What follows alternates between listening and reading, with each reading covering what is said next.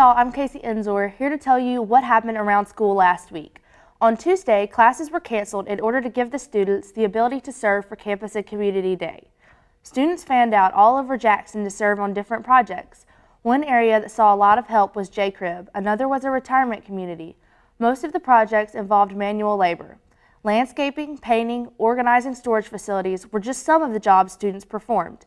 This is the 10th annual Campus and Community Day.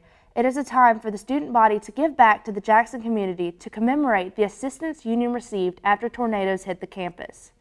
As you know, Tuesday night, the nation went to the polls and cast their vote in a national election. On campus, the Political Science Department hosted a party in the Bold for the event. Pizza and cake were served at the party, and students were able to discuss the election with each other and watch the results as they came in on the screen in the gym. It was well before midnight that the results showed President Obama was to be reelected. The Poli-Sci Department held a follow-up forum after the election on Thursday night. They discussed what to expect for the next 4 years in our government. Over the previous weekend, elections were held for SGA executive positions as well as Student Activity Council president. The polls closed on Tuesday and a new batch of officers have been elected. Caleb Valentine will be the president, Janae White the vice president. The treasurer will be Stephen Ravenhorst, and the secretary will be Savannah Harry. Elected to the position of SAC president is Amy Brassard. The term for these positions will begin next semester. Because some of these officials currently serve as class officers, SGA will be holding a second election to fill the vacated slots. That election will begin next week. This was the greatest voter turnout we have had in 10 years, and if you didn't vote, you should have. Democracy.